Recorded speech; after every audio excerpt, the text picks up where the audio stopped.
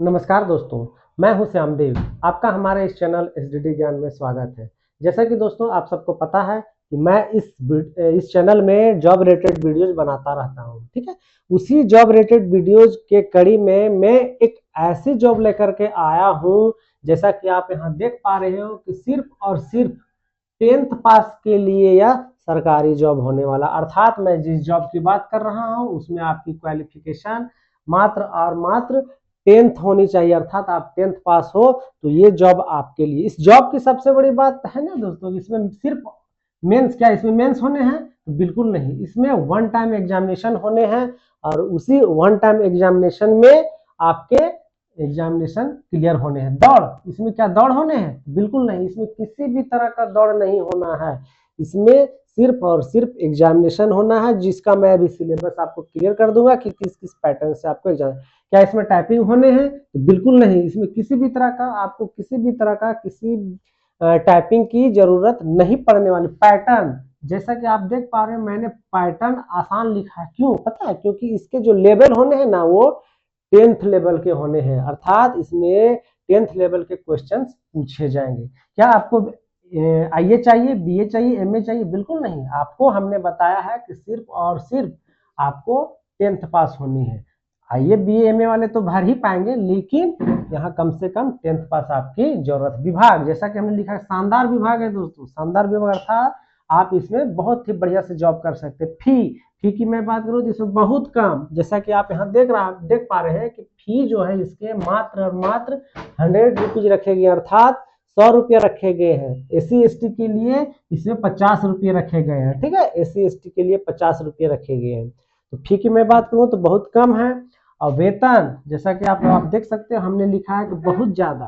दोस्तों, अगर 10th पास में आपकी अगर सैलरी, अगर 10th पास में आपकी सैलरी अगर 18,000 से 56,900 वेतन हो सकता है, तो इसको हम लोग ज्यादा ही बोलेंगे।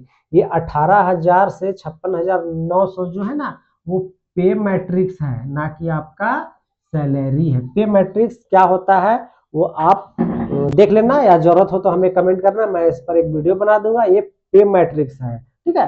तो हम कह सकते हैं इसमें कि वेतन भी जो है वो बहुत ज्यादा है।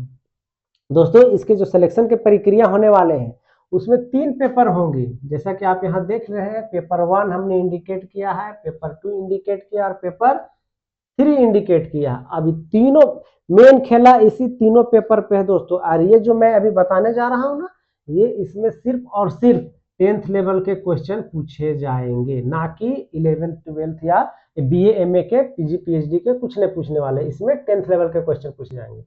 पेपर 1 जो है दोस्तों, पेपर 1 जो है वो आप यहाँ देख, इसमें बड़ी बात, मुझे इसमें सबसे बड़ी बात क्या लगी ना, यदि आप एक हिंदी मीडियम के स्टूडेंट हो, आप यदि एक हिंदी मीडियम की स्टूडेंट, आपके हिंदी इंग्लिश कमजोर है, तो ये जॉब आपके सिलेक्शन होने के लगभग 90% चांसेस होते हैं।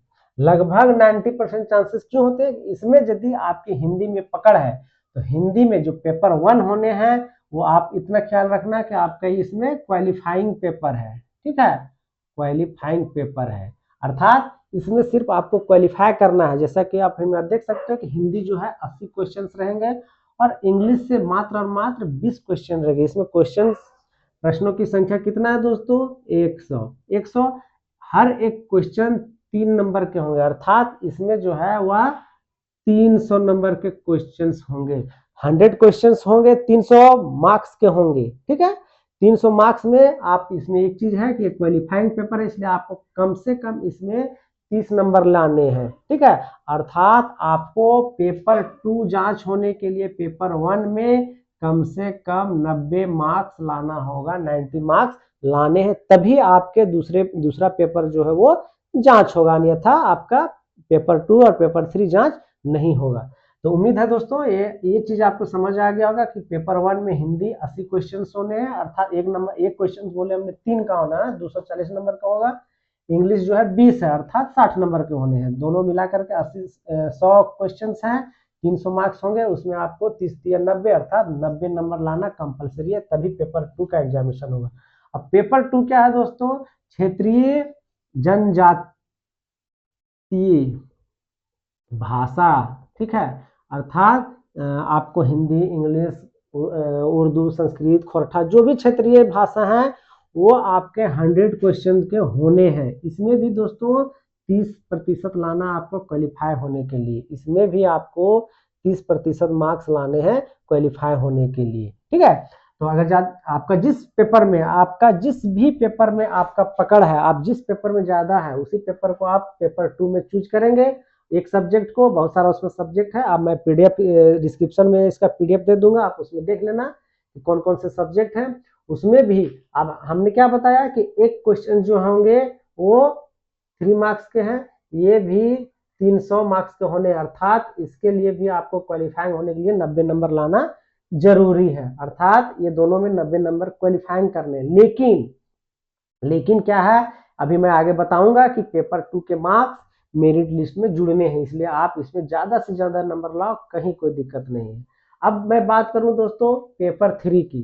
पेपर 3 में आप जैसा देख पा रहे हैं कि सामान्य अध्ययन से 40 क्वेश्चन होंगे, जनरल नॉलेज से जो है जनरल स्टडी से 40 क्वेश्चन होंगे, और झारखंड से, जैसा कि आप देख पा रहे हैं, झारखंड से 50 क्वेश्चन होंगे, अर्थात क्वेश्चन की संख्या 50 होंगे। और गणित, यहाँ बड़ी बात क्या है ना, अगर आपका गणित भी कमजोर है, इंग्लिश भी कमजोर है, गणित से मात्र आप देख पा रहे हैं 10 क्वेश्चन होंगे, गणित से मात्र और मात्र 10 क्वेश्चन। विज्ञान में भी आप देख पा रहे हैं कि 20 क्वेश्चन है, अर्थात अगर आपका मैथ साइंस भी कमजोर है, इंग्लिश भी कमजोर है, तो आप जीएस, झारखंड और हिंदी पकड़ करके चलेंगे, क्योंकि इसमें भी आप हिंदी रख सकते हैं, इसमें भी इंग्लिश रख सकते हैं, तो आपको तो पास होने ही होने हैं, ठीक है। तो ये जो क्वेश्चंस की संख्या आप यहाँ देख पा रहे हैं 120 हो जा रहे हैं टोटल। और जैसा कि हमने बताया था, एक क्वेश्चन का जो वैल्यू दिया गया है वो 3 मार्क्स देना, अर्थात ये कितना हो गया, 12 3 36, 360 मार्क्स के रहेंगे। ये पेपर 3 जो है वो 360 मार्क्स के होने हैं। इसमें भी कम से कम आपको 30% क्वालिफाइंग मार्क्स लाने हैं। यदि आप इसमें 30% नहीं लाते तो आपका मेरिट लिस्ट में नाम नहीं होता है, इसलिए आपको क्वालिफाइंग करने हैं। बात तो है क्वालिफाइंग तो हम लोग कर गए, इसमें भी 30 ले आए, इसमें भी 30 ले आए क्वालिफाइंग, लेकिन उसके साथ भी एक और इसमें कंडीशन रखा गया है कि आपको ओवरऑल, अर्थात आपका पेपर 1 का मार्क्स नहीं जुड़ने हैं, मेरिट लिस्ट में मार्क्स नहीं जुड़ेंगे कौन सा, पेपर 1 और पेपर 2 मिलाकर के फिर एक मेरिट लिस्ट बनेगा। उस मेरिट लिस्ट में आपके कम से कम पेपर 2 और पेपर 3 मिला करके जनरल और ईडब्ल्यूएस के लिए कम से कम 40% मार्क्स होना चाहिए, अर्थात 264 नंबर आना चाहिए कम से कम, तब उनका नाम मेरिट लिस्ट में जाएगा। दोस्तों आप थोड़ा सा यहाँ देख लेना कि 264 हमने क्यों लिखा है, 660 कैसे निकाला, क्योंकि ये जो होने हैं, जो पेपर 2 है वो 300 मार्क्स के हैं और पेपर 3 जो है वो 360 मार्क्स के हैं, तो दोनों को मिलाते हैं 300 प्लस 360, तो आपके 660 हो जाएंगे, उसी पे मेरिट लिस्ट बने हैं। अर्थात आप मान लो कि जनरल और ईडब्ल्यूएस के लिए आपको 264 कम से कम लाने, तभी मेरिट लिस्ट में आपका नाम जाएगा। एससी एसटी और फीमेल के लिए दोस्तों 32% की मार्क्स है जरूरत है, तो आपको कम से कम 212 नंबर लाने हैं आउट ऑफ 660 में।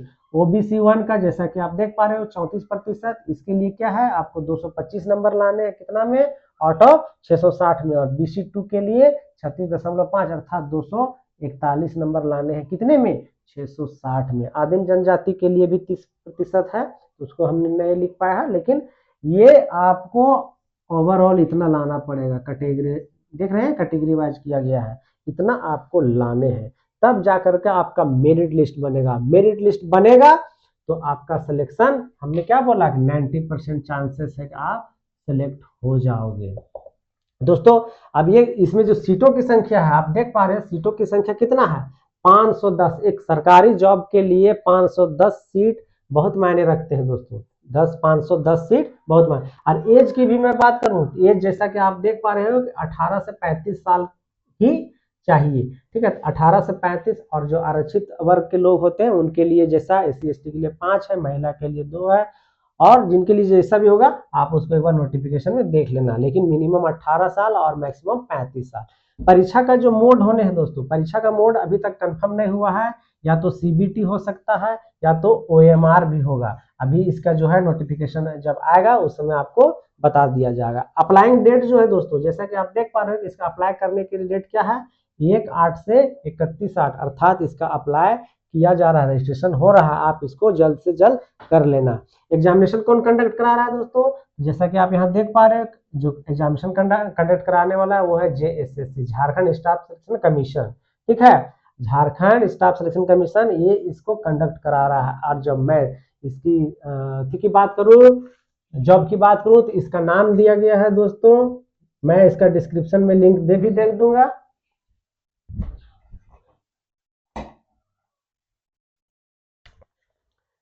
इसका जो नाम दिया गया वो है Jharkhand field worker competitive examination 2024। जी हाँ, Jharkhand field worker competitive examination 2024। इसका JSSC का वेबसाइट पर जाइएगा, देखिएगा JSSC.nic.in, इस पर आप क्लिक करेंगे तो ये आपके झारखंड, ठीक है, फील्ड वर्कर कॉम्पिटिटिव एग्जामिनेशन, जिसको हिंदी में हम लोग बोल सकते हैं, हिंदी में जैसे बोले क्षेत्रीय कार्यकर्ता, ठीक है, क्षेत्रीय कार्यकर्ता और स्वास्थ्य चिकित्सा, ठीक है, स्वास्थ्य चिकित्सा शिक्षा परिवार कल्याण विभाग, उसके द्वारा यहाँ जॉब निकाला गया है। निकाला जॉब तो JSSC ने कंडक्ट करेगा, लेकिन यह स्वास्थ्य विभाग के लिए आपको जाने हैं, क्षेत्रीय कार्यकर्ता के रूप में जाने हैं। दोस्तों आप इसमें बहुत ज्यादा, आप सिर्फ इस सिलेबस को समझ लेना, आपके सब कुछ सही हो जाएगा। ठीक है, बाकी दोस्तों अगर आपको कहीं कुछ भी कंफ्यूजन होगा तो आप हमें जरूर कमेंट करना, मैं कोशिश करूंगा आपके कंफ्यूजन दूर करने का। तो आप इसको एक बार जरूर से, आपके लिए यह बहुत अच्छा मौका है, आप जरूर से जरूर इसको भरना। ठीक है, वेबसाइट हमने यहाँ दे दिया है, मैं डिस्क्रिप्शन में इसका लिंक भी दे दूंगा, आप फॉर्म को अप्लाई करना और फिर इसके लिए आप जो है सो तैयारी कर लेना। एडमिट कार्ड वगैरह के लिए आप हमारे दोस्तों, एडमिट कार्ड कब जारी होंगे, कब इसके एग्जामिनेशन होने हैं, आप हमारे इस चैनल को सब्सक्राइब कर लीजिएगा, ताकि और बेल आइकन को जरूर दबाइए, बेल आइकन में ऑल नोटिफिकेशन को जरूर दबा लीजिएगा, ताकि आपके जैसे मैं किसी भी तरह का अपडेट देता हूँ आप तक यह नोटिफिकेशन चला जाए। ठीक है, तो दोस्तों है ना ये आपके लिए शानदार जॉब, अगर यदि आप अभी तक बेरोजगार हैं तो इसको जरूर भरिएगा। दोस्तों अभी तक के लिए इतना ही, आप सबों को वीडियो में बने रहने के लिए बहुत बहुत शुक्रिया, थैंक यू, धन्यवाद, थैंक यू दोस्तों।